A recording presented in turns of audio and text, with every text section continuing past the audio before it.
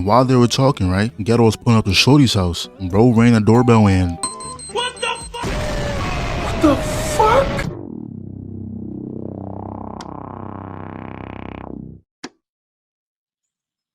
You not gonna lie? I was gonna wait until the season finished so I can grab my snacks and binge watch the entire show. I truly tried my hardest, but every single turn I make, I see this exact same picture. I see this dude right here. There was no escaping him, bro. So I watched it, and I came to the conclusion that these three people right here are all worldwide hazards, bro. Lock them up. Don't let them see the light of day, because these niggas are demons, bro. These are menaces to society.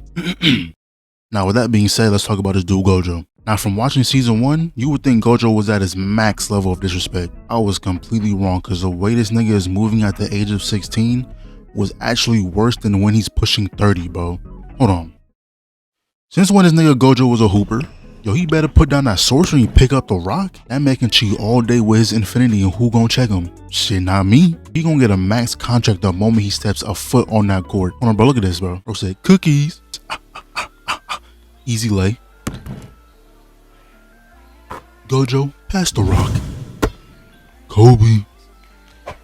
You not like that. What? Do I gotta spell it out for you? You is not like that. You should have told me how trash you were so I wouldn't have to waste my time on this bullshit. You wanna take this outside? Satoru, what could you possibly do? Besides get your ass beat. This dude Gojo turned a friendly hoop session into a full-blown nation threat. If these two were to fight for real, ain't nobody stopping them, bro. So eventually they leave the court and they get assigned a mission, right? So pretty much, you see this girl right here? Yeah, her body has been chosen to become a vessel for Tengen. Who is Tengen, you may ask? Shit, I don't even know for real. But what I do know is, in order to keep doing his job, which is making the barriers for Jujutsu High, he needs a new body. So boom, right? The location of the girl has been leaked, and there's these two groups who don't want the reincarnation to happen for whatever reason, right? So Gojo and Geto are pretty much some overpowered ass bodyguards. So they're on the mission, right? Talking on their 1996 Nokias. And while they were talking, right? Geto was pulling up to Shorty's house. Bro rang the doorbell and... What the fuck?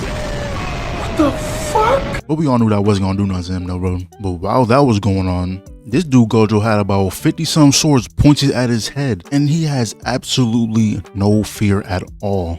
I mean, it's Gojo. I shouldn't even be surprised at this point. This nigga is a human embodiment of demon, bro. Like, this nigga does not give a fuck about a single thing ever. But look, even at this young age, this dude Gojo was embarrassing grown men. Gojo was like, I'm down to fight. Let's just set some rules first. See, I don't want to get yelled at for going too far. So if you cry and apologize, I won't kill you. That's our rule. Nigga, like, bro, if I see a dude with glowing blue eyes and he's simply walking towards me and all my swords are moving out the way, nigga, you got it. I'm not fighting you, bro. A 16-year-old is putting the works like this. Meanwhile, Geto's over here making tea while his little gremlin is about to catch a body in the living room. This man is over here pleading for his life while Geto takes a sip of his freshly made tea. This dude goes, "You're no better than me. You're just a student. Don't forget my homeboy's on this job too. He'll put you on the body bag." This your homeboy you talking about? This dude Gojo took a whole selfie with the ops. Honestly, I think Gojo just spawned in as a menace to society, bro. Cause he has no reason to be moving like this, but he just does, bro. And now for some odd reason, she still decided that she wanted to go to school. And the crazy part is, Gojo and Geto allowed her. And while that was going on, 250 bands was put on this girl's head while she was at school. So they had to rush all the way to the school to get her again. So they ended up splitting up so they can cover the school faster. And this dude Geto runs to this old guy. And then they both immediately spawn their gremlins. And this old dude thought he still got it from back in the day because he was like, with my experience, I know exactly what he's thinking about. I knew it. Types like him have no hands. You're boring me.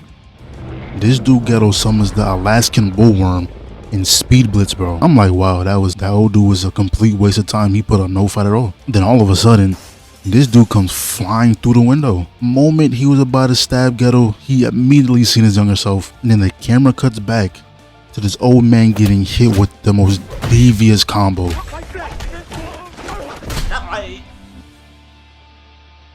Don't you ever disrespect my set again, ho.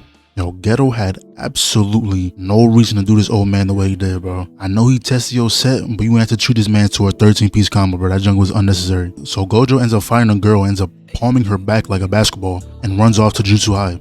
But on the way there, they end up getting surrounded by a swole back ass nigga with a paper bag on his head. Yo, I feel absolutely terrible for anyone who has to fight Gojo, because 9 times out of 10 it ain't gonna go well. Then 2 clones come running in trying to hit Gojo, but bro, it's Gojo, that junk ain't gonna work. He then goes, read a book, your stupid is showing, then hits them with 2 quick jabs. And then Gojo was like, alright, that's enough hiding, and turns his head to the building, speed blitz through the window where the real paper bag is at, and aims a whole spirit gun directly at his skull. But I guess Gojo at this point in time hasn't fully mastered his technique, so that junk completely failed. So paper bag is lucky he gets to live another day. But after this incident, they decided it was best for them to catch a whole plane to some random island and lay low until the bounty time limit was over. But during this whole trip, Gojo hasn't slept or released his technique not even once. Bro's working on overtime. But the longer he keeps his technique going, the longer he using his 6 eyes power, that jump becomes weaker and weaker as time